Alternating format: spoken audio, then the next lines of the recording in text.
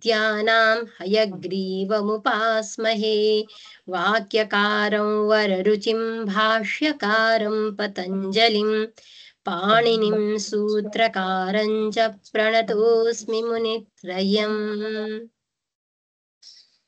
अस्तिको कक्षामा हामीहरूले वर्णहरूको विषयमा पढेका थियौं। कति प्रकारका वर्णहरू छन्, ठीक छ, हाम्रो संस्कृत वाङ्मयमा भनेर ती वर्णहरूको भेद हामीले देख्यौं हैन।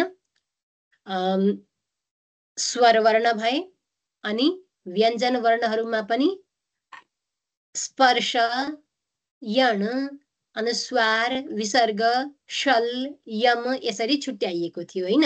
यी सबैको विषयमा हामीले अस्ति श्रवण मात्रै गरेका थियौं। अब जब कुनै पनि व्यञ्जनसँग स्वर लाग्छ, त्यो स्वरलाई कसरी लेखिन्छ भने एउटा अ को उदाहरण मात्रै, जस्तै मतलब एउटा उदाहरणको एउटा अक्षर लिएर, एउटा व्यञ्जन लिएर ह्रस्व स्वर हुँदा चाहिँ अ, इ, उ, रि, लृ यसरी मात्रै लेखिन्छ नि हैन। दीर्घ स्वर चाहिँ अ को आ छुट्टिहाल्यो, इ को इ पनि छुट्टियो, उबाट उ पनि छुट्टियो, रि र रि यो दीर्घ रीकार पनि छुट्टिन्छ। हामीले रि चाहिँ पहिला हातले लेख्दा चाहिँ एकचोटि घुमाउँथ्यौं ह्रस्व ऋकारलाई, दीर्घ रि हुँदा चाहिँ हामी दुईचोटि घुमाउँथ्यौं हैन। यो टाइपिङमा चाहिँ अलिकति फरक छ। यो चाहिँ ह्रस्व ऋकार, यो चाहिँ दीर्घ ऋकार, यस्तो है त। त्यसपछि ए, ऐ, ओ, औ यी ह्रस्व हुन्छन् हैन। यी पनि ह्रस्व हुन्छन्। कस्तो हुन्छ यिनको ह्रस्व स्वरूप? कस्तो हुन्छ थाहा छ हजुरहरूलाई? ए, ऐ, ओ, औ ह्रस्व हुन्छन्? हुँदैन, हजुर। यी कहिले ह्रस्व हुँदैनन्, यी दीर्घ हुन्छन्, ठीक। अब प्लुतमा आउँदा चाहिँ अब ह्रस्वको प्लुत, अ को प्लुत हुँदा यो 3 संख्या देखाइन्छ कि 3 मात्रा भनेर। जहिले पनि अ लाई प्लुत लेख्दा चाहिँ अ भनिन्छ, उच्चारण पनि लामो अनि लेख्दा पनि 3 लेखिन्छ। यस्तै सबै स्वरहरूमा प्लुत मात्रा देखाउनका लागि 3 संख्या लेखिन्छ। ए, ऐ, ओ, औ पनि प्लुत हुन्छन् भनेर अलिकति यहाँ दिङ निर्देश मात्र गरिँदैछ है त। अब यी जति पनि वर्णहरू छन्, वर्ण जोडिएर फेरि शब्द हुन्छ, शब्दबाट वाक्य बन्दछ, वाक्यबाट एउटा प्याराग्राफ हुन्छ, परिच्छेद हुन्छ। यी सबै यो क्रम छ। तर यी वर्णहरू कसरी आउँछन्? अना यति यहाँबाट निस्केर बाहिर आउँछन् त? यो मुखबाट मात्रै आउँछन् त यी वर्णहरू? कसरी आउँछन् त? यिनको के छ उच्चारण पछि यिनको विज्ञान के छ भन्दाखेरि पाणिनीय शिक्षा भन्ने ग्रन्थ छ, भगवान पाणिनीले नै लेख्नु भएको भन्ने मान्यता पनि छ है त। जसले यो जसको नाममा यो पाणिनीय व्याकरण हामी सुन्दैछौँ हैन, उहाँले नै लेखेको यो शिक्षा ग्रन्थ हो है।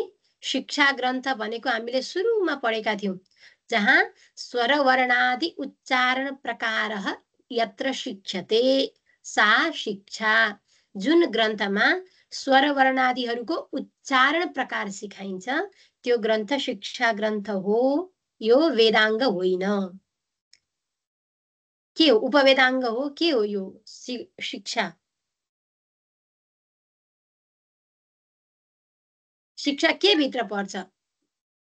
वेदाङ्ग भित्र पर्छ कि पर्दैन? वेदाङ्ग भित्र पर्छ। वेदाङ्ग भित्र पर्छ है त। षड वेदाङ्गमा शिक्षा पनि आउँछ। ल ठीक छ। त्यही शिक्षा ग्रन्थहरू अनेक छन्। ती मध्ये पाणिनीय शिक्षामा बताइएको छ, आत्मा बुद्ध्या समेत्यार्थान् मनोयुङ्क्ते विवक्षया मनः कायाग्निमाहन्ति सप्रेरयति मारुतम्। पहिला सबैभन्दा पहिला के हुन्छ त? जीवात्मा भित्र आत्मा छ नि हैन। आत्माले बुद्धिको सहयोगले पहिला बुद्धिमा चाहिँ अर्थ निर्धारण गर्छ, अर्थ एकत्रित गर्छ। पहिला अर्थ मनमा सोचेपछि अनि त्यसको शब्द बाहिर निस्किन्छ हैन। पहिला अर्थान् समेत्य अर्थलाई एकत्रित गरेर मनः विवक्षया युङ्क्ते, विवक्षा भनेको बोल्ने इच्छाले मनलाई प्रयुक्त गराउँदछ। कसले? आत्माले। पहिला के गर्दो रहेछ आत्माले अर्थको चिन्तन गर्छ अनि मनलाई चाहिँ त्यस अर्थको जो शब्द हो त्यो शब्द बोल्नका लागि प्रवृत्त गराउँछ पहिला है त। त्यसपछि मनले के गर्दछ भन्दाखेरि मनः कायाग्निम आहन्ति, मनले चाहिँ कायाग्निलाई प्रेरित गर्दछ। कायाग्नि भनेको काय शब्दको अर्थ हो शरीर, शरीरमा हुने अग्नि जाठराग्नि या जठरानल भन्छौँ नि हामीले, त्यो अग्निलाई चाहिँ प्रेरित गर्छ। अग्निले चाहिँ त्यहाँ हुने वायुलाई माथि पठाउँदछ है त। मारुतम भनेको वायु। जब वायु माथि आउँछ नाभिबाट, उरह मारुतस्तु उरसी चरन, जब वायु उरह प्रदेशमा आउँदछ त्यस वायुले मन्द्र स्वर उत्पन्न गर्दछ। के गर्दछ? मन्द्र भनेको मन्द्रलाई के भन्नु, अलिकति कम्ती त्यो आवाज निकाल्दछ है त। कस्तो त भन्दाखेरि प्रातः सवन योगम तम छन्दो गायत्रमाश्रितम भनिएको छ। त्रिकाल सन्ध्या भन्ने सुन्नु भएको छ? सन्ध्या वन्दन 3 टाइम गर्नुपर्छ, प्रातः, मध्याह्न अनि सायं है। उहाँ सन्ध्याको तात्पर्य जस्तै सन्ध्या आध्यात्मिक विषय हो त्यस्तै अरू स्वाध्यायहरू, पाठ पारायण इत्यादिहरूको विषयमा बताइएको है। यहाँ सवनको तात्पर्य कुनै पनि स्वाध्याय या यज्ञ सम्बन्धी कार्य भन्ने कुरा अर्थ है त। त्यो प्रातःकालिक जो हुन्छ त्यो चाहिँ के कस्तो हुनुपर्छ त भन्दाखेरि मन्द्र स्वरमा भनेर यस्तो निर्देश छ। गायत्रम आश्रितम लेखिएको छ। यो गायत्रम भनेको गायत्री नाम गरेको छन्द छ।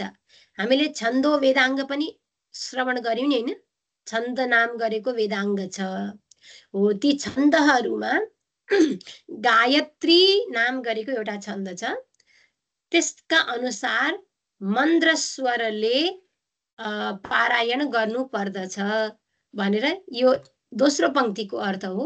हामीले अहिले बुझ्नु पर्ने कुरा चाहिँ जब वायु माथि आउँछ उडह प्रदेशमा त्यति बेला चाहिँ मन्द्र स्वर उत्पन्न गर्दछ है त।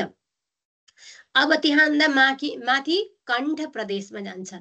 कण्ठे माध्यम दिन युगम मध्यमम त्रैष्टुभानुगम। कण्ठ प्रदेशमा गएपछि चाहिँ जो माध्यम दिन युगम भनेको जसरी प्रातः सवन हुन्छ त्यसरी मध्याह्न सवन पनि हुन्छ। मध्याह्न सन्ध्या अथवा मध्याह्न पारायण, मध्याह्न स्वाध्याय इत्यादिमा प्रयुक्त हुने यो मध्यम स्वरलाई उत्पन्न गर्दछ। त्यहाँभन्दा अगाडि यो शीर्षण्यम भनेको छ। शिरह प्रदेशमा जब पुग्दछ त्यही वायु त्यति बेला के हुन्छ त भन्दाखेरि तार्तीय सवन, तृतीय कालिक सवन भनेको सन्ध्याकालिक जो पारायणादिको लागि उपयुक्त हुने त्यो स्वर जसलाई तार स्वर भनिन्छ। के भनिन्छ? तारम है त। तार स्वर उत्पन्न गर्दछ। यो चाहिँ के को आधारमा त भन्दा जागतानुगम, जगती नाम गरेको छन्द छ त्यसको आधारमा बताइयो। मध्यम स्वरलाई चाहिँ त्रिष्टुप नाम गरेको छन्द छ त्यसको आधारमा बताइएको छ। कृपया सबैले म्युट गर्नु होला है त। यसरी 3 ठाउँमा वायु जब उरहमा पुग्छ त मन्द्र स्वर, कण्ठ प्रदेशमा पुग्दछ मध्यम स्वर, शिरमा पुग्दछ अनि के हुन्छ तार स्वर। हेर्नु, वायु पुगेको मात्रै छ त त्यसको श्रवण बाहिर हुन्छ त? हामी सुन्छौं त त्यसलाई? सुन्दैनौं। हामीले सुन्ने योग्य कसरी हुन्छ? जब माथि पुग्छ, शिरमा पुग्छ, त्यहाँभन्दा माथि जाने ठाउँ नपाएर त्यो वायु जब फर्किन्छ नि, फर्किँदाखेरि यो मुखको बाटोले बाहिर निस्किन्छ है त। सोदीर्णः मूर्ध्नि अभिहतः वक्त्रम आपद्य मारुतः। त्यो सह भनेको त्यही मारुत, त्यही वायु जब यहाँ अवरुद्ध हुन्छ त्यहाँबाट वापस आउँदा चाहिँ वक्त्रम भनेको मुखम है, मुखमा प्राप्त गरेर अनि यहाँबाट बाहिर निस्केर वर्णाञ्जनयते, वर्णहरूलाई उत्पन्न गर्दछ है त। बुझ्नुभयो? यसरी जो वर्णहरूको उत्पत्तिको प्रक्रिया यति लामो छ तर हामीलाई बोल्न यति टाइम लाग्छ त, यति सोचेर बोल्नुपर्छ त पर्दैन नि हैन। यति छिटो हामी अभ्यस्त भइसकेका छौँ, हामीले त सोच्नै पर्दैन। यति लामो प्रक्रियाका लागि आफै हामी कति छिटो हामीले बोल्यौँ जस्तो लाग्छ, तर यहाँभित्र यति लामो प्रक्रिया छ। वायुको यो सबै जति पनि वर्णहरू उत्पन्न हुँदैछन् यी वायु स्वरूप नै हुन् है त। आजको विज्ञानले पनि यही नै भन्छ होला हैन, हाम्रा आचार्यहरूले यसरी व्याख्यान गर्नुभएको छ। यसरी वर्णोच्चारणको प्रक्रियाको सन्दर्भमा पाणिनीय शिक्षामा यो बताइयो। अब यो जो वर्ण उत्पन्न भएर आउँछ नि बाहिर, मुखबाट जो बाहिर आउँछ त्यो वर्ण, त्यसको पञ्चधा विभागः, 5 प्रकारले विभाग बताइएको छ है त। अहिले हजुरहरूलाई जो कुरा मैले यहाँ अहिले भने हैन, तीनै कुराहरूलाई यहाँ नेपालीमा हजुरहरूको लागि पछि पनि लाभदायक हुन्छ भनेर नेपाली भाषामा लेखिएको छ हैन, कुरा त्यही नै हो। ठिक। अब यी वर्णहरू जब बाहिर आउँछन्, यी वर्णहरूको विभाग छ, 5 प्रकारको विभाग छ भनेर बताइयो है त। त्यो भन्दा पहिला अघि हामीले 3 ठाउँमा वायु रोके 3 ठाउँमा हुँदै वायु बाहिर निस्किन्छ भनेर हामीले श्रवण गर्यौं हैन। ती 3 ठाउँ के हुन्? उरः, कण्ठ अनि शिरः है त। उरस भनेको वक्षस्थल हो। उरः प्रदेशं प्राप्तः वायु मन्द्रनादयुक्तं स्वरं जनयति। यहाँ के भन्न खोज्नु भएको भने विस्तारो बोल्ने, सारो बोल्ने या मध्यम बोल्ने, यसको निर्धारण वर्ण त मुखबाट बाहिर निस्किने हो, तर कस्तो खालको शब्द त्यसको ध्वनि निस्किने भन्ने त्यो निर्णय चाहिँ पहिल्यै हुन्छ जब वायुभित्र चरण, उरसी चरण, कण्ठे चरण, शिरसी चरण भन्ने जो हामीले वाक्य प्रयोग गर्यौं नि, त्यति बेला नै त्यसको जो आउने क्रममा नै हामी तार स्वरको प्रयोग गर्दैछौँ कि मध्यम स्वरको प्रयोग गर्दैछौँ कि मन्द्र स्वरको प्रयोग गर्दैछौँ, त्यो त्यति बेला नै निर्धारित हुन्छ है त। सङ्गीतमा यी 3वटा स्वर भनिन्छ नि, कुन स्केलबाट गाउनुहुन्छ तपाईँले भनेर सोध्नुहुन्छ नि, त्यो स्केल भनेको यही हो। मन्द्र स्वर हो कि मध्य स्वर हो कि तार स्वर, त्यहाँ मन्द्र सप्तक, मध्य सप्तक र तार सप्तक भन्छन् हैन। सा रे ग म प ध नि सा 7 भएको हुनाले त्यो तात्पर्य चाहिँ त्यही नै हो है त। अब हामीले गायत्री, त्रिष्टुप, जगती यी छन्दहरूको बारेमा हामी त त्यसरी जान्दैनौँ कसरी उच्चारण गर्ने भन्ने। अब त्यसलाई अलिकति लौकिक उदाहरण दिँदै हुनुहुन्छ। प्रातः पठेन् नित्य मुरस्थितेन स्वरेण शार्दूल ऋतोपमेन है त। हजुरहरूलाई धेरै अनुभव छ होला। बाघको बच्चा देख्नु भइरहेछ? बाघको बच्चाले जो स्वर निकाल्छ हुङ्कार ध्वनि हुन्छ अरे, जस्तो हो। त्यो हुङ्कार सदृश ध्वनिलाई चाहिँ मन्द्र स्वर भनिन्छ। त्यस मन्द्र स्वरले चाहिँ प्रातः पारायण गर्नु, ठिक छ, प्रातः श्रवण गर्नु भनेको छ। मध्यम दिने कण्ठगतेन चैव चक्राह्व संकुजित सन्निभेन। चकवा भन्ने पक्षी, हिन्दीमा चकवा भन्छन्, नेपालीमा के भन्छन् होला? चक्रवाक, संस्कृतमा चखेवा भन्ने एउटा पक्षी हुन्छ, त्यही हो कि है? हिन्दीमा चाहिँ चकवा, चकवी, परेवा होला त्यसो हैन, परेवा हैन, परेवा हैन, त्यो बत्तक जस्तो कस्तो हुन्छ है? चकवा बाज भन्छ, बाज भन्छ होला गुरुमा त्यसलाई। हैन, हजुरहरूले त्यो हजुरहरूको होमवर्क भयो है, खोज्नु होला। चकवा भनिन्छ हिन्दीमा चाहिँ, संस्कृतमा चक्रवाक भनिन्छ। त्यसको कुजन जस्तै, त्यसले जसरी आवाज गर्छ त्यसरी चाहिँ मध्यम स्वरले पारायण गर्नु, श्रवण गर्नु भनेर मध्याह्नकालिक है। तारम तु विद्यात् श्रवणम, कोइली होइन, तारम तु विद्यात् श्रवणम तृतीयम शिरोगतम तच्च सदा प्रयोज्यम। जो तार स्वर हो त्यो चाहिँ तृतीय श्रवण हो र सदा शिरोगतम, धेरै चिच्याएर बोलाउँदा शिरमा असर पर्छ नि हैन, टाउको दुख्छ नि, त्यो शिरमा धेरै त्यहाँ बल परेको हुनाले, त्यही भएर तार स्वरको लागि चाहिँ शिरको प्रयोग गर्नु, त्यस कसरी त भन्दाखेरि मयूर हंसान्य वृत्त स्वराणाम तुल्येन नादेन शिरस्थितेन। जसरी मयूरले, हंसले, कोकिल भनेको कोयलले जो स्वर निकाल्दछ अलिकति चर्को हुन्छ नि त हैन, त्यो स्वर चाहिँ तार स्वर हो। त्यो चाहिँ सायंकालिक जो सवनका लागि प्रयोग गरिन्छ। यसरी लौकिक उदाहरणबाट सम्झाउनु भएको छ है त। प्रातः सवन, मध्याह्न सवन र सायं सवनलाई मन्द्र स्वर, मध्य स्वर र तार स्वरको रूपमा यसरी विभाजन गरिएको छ। यो स्वरको निर्धारण चाहिँ वर्ण उच्चारण हुनुभन्दा पहिल्यै नै हुन्छ। त्यसको प्रोसेस चाहिँ पहिला हुन्छ अनि वर्ण निस्किँदा चाहिँ त्यसको ध्वनिको बल चाहिँ हामीलाई बाहिर थाहा हुन्छ त्यसपछि। अनि ठिक बुझ्नुभयो? यसरी हाम्रो वर्ण उच्चारण प्रक्रिया यसरी छ। अब हजुर यो मन्द्र अथवा मध्य यो टाइपमा मिस्टेक भएको हो कि यो यस्तै हो? एकचोटि हेरि माग्नु।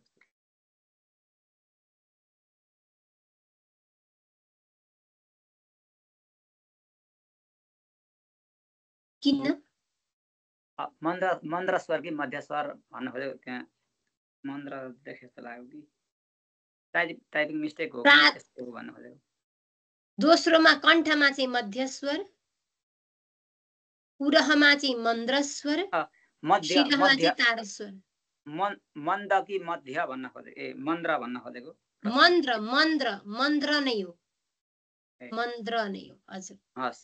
नेपालीमा भन्दा चाहिँ मन्द भन्छौँ, हिन्दीमा पनि मन्द भन्छौँ, तर संस्कृतमा मन्द्र स्वर हो। हजुर ल ठिक छ। अगाडिको हाम्रो स्लाइड थियो नि, त्यो स्लाइडमा मन्द्रम जनयते स्वरम, यहाँ पाणिनि शिक्षाको पाठ हो नि, यहाँ मन्द्रम नै पाठ छ है गुरुजी। मन्द छ भने हेर्दा हुन्छ, खोज्दा हुन्छ फेरि। ल अब हामीले के बुझ्यौँ त भन्दा वर्णहरू 64, 63 अथवा 64, कसैको मतमा 65 पनि वर्ण थिए हैन। अनि ती वर्णहरूको उच्चारणको प्रक्रिया हामीले बुझ्यौँ। ठिक छ, कसरी वर्णको उच्चारण हुँदो रहेछ। अब ती बाहिर निस्केर आउने जो बाहिर सुनाइदिने जो वर्णहरू हुन् उनका भेदहरू, उनका प्रकार के छन् त्यो विषयमा हामी सुन्नेछौँ है त। एउटा स्वर वर्ण हुन्छन् हैन, स्वरह भन्ने हामीलाई थाहा छ। किन स्वर भन्छौँ तिनलाई भन्दाखेरि स्वरियन्ते। अब यहाँ जति पनि व्युत्पत्ति भनिन्छ नि यो चाहिँ सबै याद नै गर्नुपर्ने हुन्छ है त। पहिले कक्षामै भनिदिएको छु, यो चाहिँ याद, एउटा लाइन छ, याद गर्नुपर्छ है त, नभए हामीलाई थाहा हुँदैन। स्वर भनेको के हो? स्वरियन्ते नाम शब्द्यन्ते इति स्वराः। कुनै पनि वर्णको सहायता बिना स्वयं जसको उच्चारण गर्न सकिन्छ। ठिक, स्वयं जो उच्चारित हुन्छन् तिनलाई स्वर भनिन्छन्। यो एउटा व्युत्पत्ति भयो। दोस्रो व्युत्पत्ति भयो स्वरियते अर्थात् शब्द्यते अनेन व्यञ्जनम, जसको सहायताले व्यञ्जन उच्चारित हुन्छ। ठिक, पहिलो लक्षण हामीले के भन्यौं? जो आफै उच्चारित हुन्छन्, कसैको सहायता बिना जो आफै उच्चारित हुन्छन् ती स्वर भए। दोस्रो, जसको सहायताले व्यञ्जन उच्चारित हुन्छन् ती पनि स्वर। दुई प्रकारले भन्न सकिन्छ। तात्पर्य के हो? स्वयं उनको उच्चारण हुन्छ, उनलाई कसैको आवश्यकता पर्दैन, अपितु व्यञ्जनको उच्चारणमा ती सहयोगी हुन्छन्, तिनलाई हामी स्वर भन्छौँ है त। अर्को प्रकार छ व्यञ्जन। वर्णहरूका दुईटा प्रकार, या त स्वर या त व्यञ्जन हैन। स्वरलाई हामी अलग्गै छुट्यायौँ। अब पाणिनीय व्याकरणमा स्वरलाई के भन्छौँ अरे? कसले भन्नुहुन्छ? सबै स्वरलाई पाणिनीय व्याकरण अच भन्छौँ। हामीले प्रत्याहार पढेका छौँ हैन, अच भन्छौँ। ल अब हामी व्यञ्जनानीमा श्रवण गर्दैछौँ। व्यञ्जन कसलाई भनिन्छ त भन्दाखेरि परेण स्वरेण व्यज्यन्ते, जसको उच्चारण चाहिँ त्यो व्यञ्जन भन्दा परवर्ती जो स्वर छ भने त्यो स्वरको सहायताले जसको उच्चारण हुन्छ त्यसलाई व्यञ्जन भनिन्छ है त। वस्तुतः अनुस्वार इत्यादि सबै व्यञ्जनमै आउँछन्, किनभने स्वर बिना उनको उच्चारण गर्न सकिँदैन, ती सबै व्यञ्जन हुन्। अतः स्वर एउटा प्रकार भयो, अरु जति पनि रञ्जन सबै केमा परे त? व्यञ्जनमा परे। किन भने स्वरको सहायताले मात्र तिनको हामी उच्चारण गर्न सक्दछौँ। ठीक। अब व्यञ्जनहरूको भेद छ। व्यञ्जनहरूमा पहिलो भेद भयो स्पर्श। स्पर्श भनेर अस्ति पनि हामीले सुन्यौं हैन? स्पर्श भनेको क देखि म, कादयो मावसानाः भनेर एउटा पंक्ति छ। क ख ग घ ङ, क देखि प्रारम्भ गरेर प फ ब भ म सम्म जति वर्ण छन् ती वर्णहरूलाई स्पर्श भनिन्छ। किन स्पर्श भनिएको हो त भन्दाखेरि यिनीहरूको उच्चारणमा दुईवटा अङ्गको मुखमा दुईवटा अङ्गहरूको स्पर्श हुन्छ। स्पर्श त हामीले बुझेकै शब्द भयो। दुईवटा अङ्गहरूको स्पर्श भएको हुनाले यी वर्णहरूलाई हामीले होइन आचार्यहरूले स्पर्श संज्ञा दिनुभयो। हामी स्पर्श भनेर चिन्दछौँ है त। बुझ्नुभयो? दुईवटा अङ्ग प फ च छ ट ठ त थ क ख सबैमा अङ्गहरूको स्पर्श भएको हुनाले यी स्पर्श भए। ठीक। अब अन्तस्थ यो दोस्रो भेद छ। क देखि म सम्मलाई हामीले स्पर्श भनेर छुट्यायौं। अब म पछि के आउँछ? य र ल व, यी चारवटा अक्षर छन्, चारवटा वर्ण छन्। यी चारवटा वर्णलाई चाहिँ के भनिन्छ त भन्दा अन्तस्थ वर्ण भनिन्छ। के भनिन्छ? अन्तस्थ। वस्तुतः अन्तस्था यस्तो शब्द हो। संस्कृतमा भन्नुपर्दा के भन्नुपर्छ? अन्तस्था वर्णहरू। अन्तस्था शब्दको अर्थ के त भन्दाखेरि माथि स्पर्श, तल ऊष्मा, यी दुवैको बीचमा भएको हुनाले यिनको नाम अन्तस्थ भयो।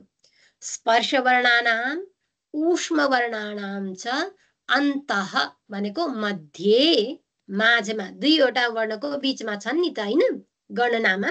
अतः यिनलाई के भनिन्छ? अन्तस्थ भनिन्छ है त। अर्को प्रकार हो ऊष्माणः, ऊष्म संज्ञक वर्ण। यो ऊष्माणः भनेको यो बहुवचनको प्रयोग है त। एक वचनमा भन्दा चाहिँ ऊष्मा भन्नुपर्छ है। के भन्नुपर्छ?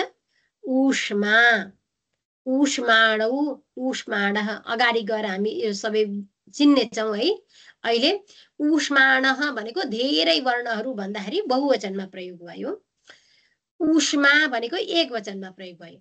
ऊष्मा भनेको वायु, मुखस्थ वायु, तत्प्रधानाः वर्णाः, जुन वर्णहरूको उच्चारणमा धेरै वायुको प्रयोग हुन्छ ती वर्णहरूलाई ऊष्म वर्ण भनिन्छ।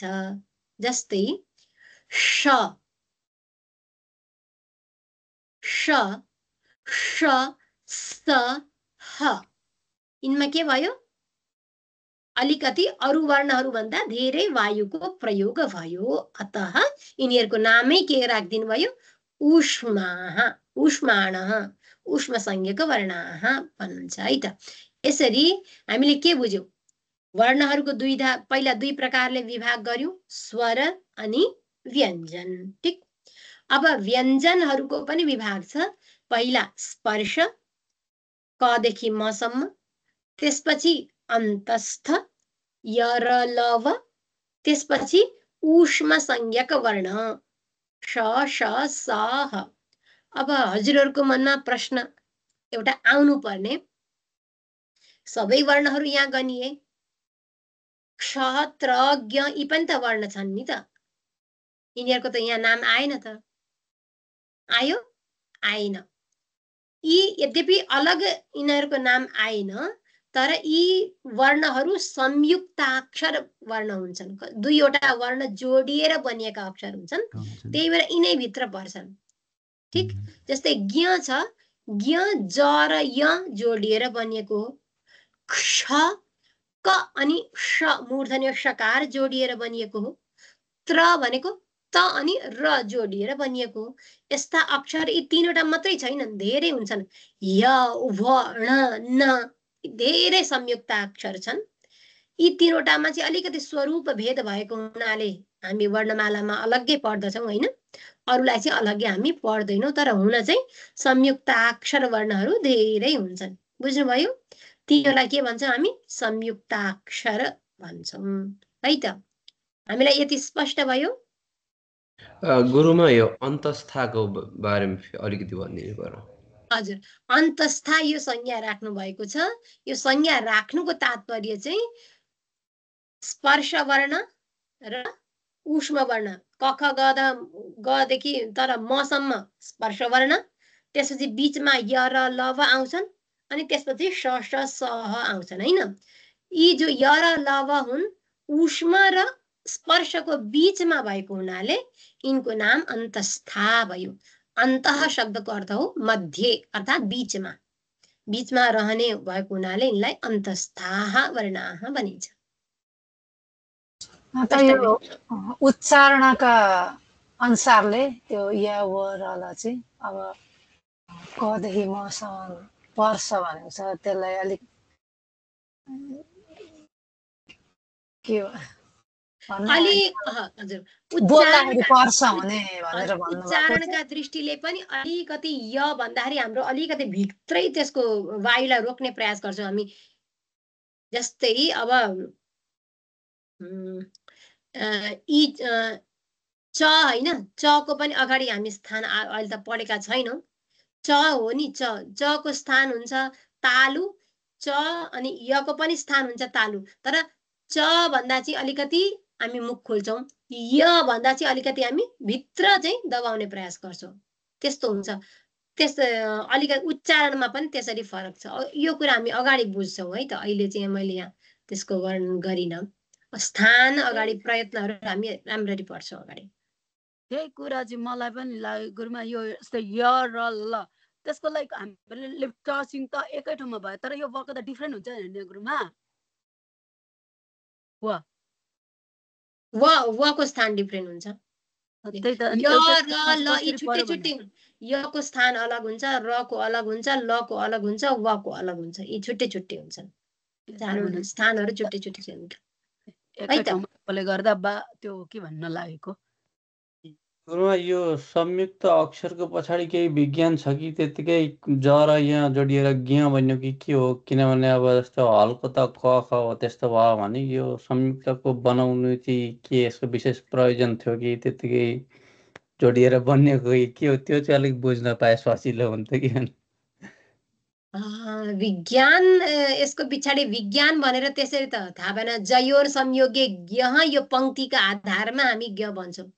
ज र यको संयोगले ज्ञ, कसै संयोगले ख भनिन्छ होइन। अनि अरू वर्णहरू त इन्डिपेन्डेन्ट वर्ण छन् भनौँ न, अलग्गै छन्। यी दुईटा मात्रै छुट्टै सुनिन्छ। अनि यसमा उच्चारणमा पनि भेद छ सबैको। हजुर, उच्चारणमा पनि भेद छ। त्यो उच्चारणको विषयमा सम्भव भएमा हामी विस्तृत त्यहाँ ज्ञको विषयमा छलफल गर्ने प्रयास गर्छौँ। त्यस्तो अब अरू कुनै विज्ञान चाहिँ अब खासै थाहा भएन होइन। अब सबै अब कस्तो छ भने अब शिक्षाहरूको आधारमा, शिक्षा ग्रन्थमा पनि अब पाणिनीय शिक्षाले जो भन्दैछ सबै शिक्षा ग्रन्थहरूले यही मान्छन् भन्ने हुँदैन। शिक्षा ग्रन्थहरू भिन्न भिन्न वेदहरूको आधारमा बनाइएका हुन्छन् होइन। सबैको त्यो आधारमा कृष्ण यजुर्वेद वेद पढ्ने, शुक्ल यजुर्वेद पढ्ने, ऋग्वेद पढ्ने सबैको उच्चारण शैली भिन्न भिन्न हुन्छ। त्यही शिक्षा ग्रन्थहरू उहाँहरूले पढेका हुनुहुन्छ होइन। त्यही भएर त्यो छुट्टिएको हुन्छ। तर अरू कुनै त्यस्तो खोज्ने प्रयास गर्छु है त। हस् ल गुरुमा यहाँ एउटा यो संयुक्त अक्षर भन्दाखेरि श्री पनि आउँछ नि, त्यो पनि हजुर हजुर त्यो पनि संयुक्त अक्षर। दुईटा वर्ण जोडिएर यहाँसम्म कि अब हल वर्ण चाहिँ संयुक्त अक्षर भए, स्वर वर्णमा पनि जस्तै अब ए ऐ ओ औ, यहाँ पनि दुईटा स्वर जोडिएर यिनलाई सन्ध्यक्षर भन्छन्। फेरि तिनलाई के भन्छन्? सन्ध्यक्षर भन्छन्। व्यञ्जन वर्ण जोडिए भने संयुक्ताक्षर भन्छन्, स्वर वर्ण जोडिए भने सन्ध्यक्षर भन्छन् होइन। अस्ति हामीले नन्दिकेश्वर काशिकाको अर्थ पढ्दाखेरि अलिकति हामीले सुनेका थियौँ नि होइन। ए भनेको अ र इ जोडिएर बन्यो, ऐ आ र इ जोडिएर बनियो। यसरी यिनलाई ए ऐ ओ औ यी सन्ध्याक्षर भए अनि व्यञ्जनहरू जोडेर बनिने संयुक्ताक्षर भए। त्यो पनि मिल्छ।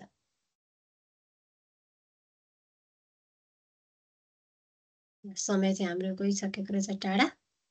अब हामी अलिकति श्रवण गर्छौँ उदात्त अनुदात्त स्वरितको विषयमा। अघि हामीले भन्यौँ नि 5 प्रकारले विभाजन हुन्छ। वर्ण जो उत्पन्न हुन्छन् ती वर्णहरूको पञ्चधा विभाग भनेर सुनेका थियौँ हैन। त्यो 5 प्रकारका विभाग के हुन् त भन्दाखेरि स्वरतः, स्वरद्वारा, कालतः, स्थानद्वारा, प्रयत्नद्वारा, अनुप्रदान भनेको बाह्य प्रयत्नद्वारा। यसरी यिनीहरूको विभाजन गरिएको छ। हामी एउटा एउटा विभाजनहरू हेर्ने प्रयास गर्छौँ है त। अब जो स्वरतः विभाग हो त्यो 3 प्रकारको छ। उदात्त, अनुदात्त र स्वरित है त। उदात्तश्च अनुदात्तश्च स्वरितश्च स्वरास्त्रयः आयाम विश्रम्भाक्षेपैस्तौच्यन्ते क्षरास्त्रयः हैन। 3 प्रकारले विभाग बताइयो। उदात्त स्वर, अनुदात्त स्वर र स्वरित स्वर। यी चाहिँ स्वरका विषयमा मात्रै हुने, व्यञ्जनमा उदात्त अनुदात्त स्वरित हुँदैन है त। उदात्त भनेको के हो त भन्दाखेरि यदा सर्वाङ्गानुसारी प्रयत्नः तीव्रो भवति तदा गात्रस्य निग्रहः, कण्ठबिलस्य अणुत्वं, स्वरस्य च वायोस्तीव्र गतित्वात् रौक्ष्यम्। स्वर अलिकति रुक्ष हुन्छ, मुख माथि हुन्छ हैन। धेरै बल लगाउनु पर्दछ त्यो वर्ण उच्चारण गर्नको लागि। त्यो उदात्त स्वर हुन्छ है। आयाम भनिन्छ, गात्राणाम ऊर्ध्वगमनम आयामः भनिएको छ। अनि अनुदात्त भनेको यदा तु मन्दः प्रयत्नो भवति, उदात्तको अपेक्षा कम्ती प्रयत्न हुन्छ हैन। मन्दः प्रयत्नो भवति तदा गात्रस्य संसनम, मुख पनि अलिकति तल गरेर हामी बोल्छौँ। हाम्रो कण्ठबिल अलिकति बढ्दछ अनि वायुको गति मन्द हुन्छ, धेरै फोर्स लगाउनु पर्दैन। त्यो स्वर चाहिँ अनुदात्त स्वर हुन्छ। ठीक। अनि तेस्रो हो स्वरित। उदात्त माथिल्लो, अनुदात्त तल्लो भयो। दुवैको मध्यम जो स्थान हो त्यसलाई चाहिँ हामी के भन्छौँ? स्वरित भन्छौँ है त। अब यो चाहिँ शिक्षाको आधारमा हामीले श्रवण गर्यौँ। पाणिनीय व्याकरणमा उदात्त अनुदात्त र स्वरितका लागि आचार्यले सूत्र बनाउनु भएको छ। उच्चैरुदात्तः है, उच्चैरुदात्तः। यी मुखभित्र वर्ण उच्चारण स्थानहरू छन्। ती स्थानहरूको ऊर्ध्व भागबाट, अघि भने नि मैले, मुखको माथिल्लो, मुख गात्राणाम ऊर्ध्वगमन, ऊर्ध्व भागबाट उच्चारण भयो भने उदात्त स्वर हुन्छ है त। जस्तै यहाँ उदाहरण दिनु भइरहेछ कि सिद्धान्त कौमुदी आ ए। अब यो उदात्त स्वरमा चाहिँ चिन्ह हुँदैन हैन। तर अघि हामीले सुन्यौं उदात्तमा चाहिँ स्वर वायु, धेरै वायुको प्रयोग हुन्छ।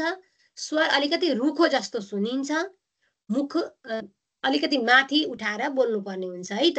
तालव्य स्थानको ऊर्ध्व भागबाट, माथिल्लो भागबाट उच्चारण भएको हुनाले। ठीक, यो चाहिँ उदात्त स्वर भयो। अब अनुदात्त स्वरको लागि सूत्र बनाउनु भयो। नीचैहि अनुदात्तः। तालवादी स्थानहरूको अधोभागले जो उच्चारण हुन्छ जुन स्वरहरूको, तिनलाई चाहिँ हामी के भन्छौँ त? अनुदात्त भन्छौँ। जस्तै यसको उदाहरण के दिनुभयो? अर्वाङ, अर्वाङ है, यो चाहिँ अनुदात्त भयो। अब स्वरित के हुन्छ त भन्दा यी दुवैको जो मध्यमा अवस्था हो त्यसलाई चाहिँ स्वरित भनिन्छ, जसमा उदात्त पनि धर्म छ, अनुदात्तत्व पनि छ। दुईटै जोडिएको जो बिचको हो त्यसलाई चाहिँ हामी स्वरित भन्छौँ है त। उदात्तत्व र अनुदात्तत्व दुईटै वर्ण धर्म भएका, जस्तै यहाँ अब उदाहरण दिनुभएको छ वैदिक गुरुजीहरूले राम्ररी बुझाउन सक्नुहुन्छ। हामीले वेद पढेका छैनौँ होइन, जसले वेद पढ्नु भएको छ उहाँहरूलाई अभ्यास पनि छ यसको है। हामीले चाहिँ सूत्रका आधारमा मात्रै भन्ने हो, उहाँहरूले चाहिँ त्यसरी उच्चारण पनि गर्न जान्नुभएको छ, उहाँहरूले हस्तस्वर पनि जान्नुभएको छ। उदात्त हुँदा चाहिँ हात माथि हुन्छ, हामीले देखेका छौँ नि। शुक्ल यजुर्वेद सबै वेदमा एउटै हुँदैन त्यो फेरि। शुक्ल यजुर्वेदमा चाहिँ हात उदात्त हुँदा हात माथि, अनुदात्त हुँदा हात तल, स्वरित हुँदा बिचमा हात यसो गर्नुहुन्छ नि गुरुजीहरूले। हो यो स्वरका आधारमा हो। यसरी 3 प्रकारका स्वर बताइएको छ, उदात्त, अनुदात्त र स्वरित। यिनका भेदले स्वरहरू विभक्त भएका छन्। अस्ति हामीले श्रवण गरेका थियौँ नि, अ लेख्न चाहिँ अ मात्र लेखिएको छ वर्ण त्यो माहेश्वर सूत्रमा, तर अ भन्दा कतिवटा अकार बुझिन्छ त 18 प्रकारका। त्यसमा हामीले ह्रस्व, दीर्घ, प्लुत 3 प्रकार पढ्यौँ। ठिक पहिला अस्ति पढेका थियौँ होइन, ह्रस्व, दीर्घ, प्लुत भनेर। अब ह्रस्व चाहिँ 3 प्रकारको भयो, उदात्त, अनुदात्त, स्वरित। ठिक दीर्घ 3 प्रकारको भयो, उदात्त, अनुदात्त, स्वरित। अनि प्लुत पनि 3 प्रकारको भयो, उदात्त, अनुदात्त, स्वरित। अब मिलाउँदा कति प्रकारका भयो?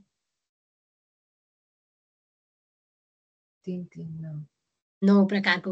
एउटै अ हो, माहेश्वर सूत्रमा अ मात्रै लेखिएको छ, तर त्यो अ कति प्रकारले हामीले अहिले जान्यौँ, 9 प्रकारको भइसकेको छ। अब भोलि अब अर्को कक्षामा 18 प्रकारको पनि हुन्छ। त्यो अब अर्को कक्षामा पढौँला।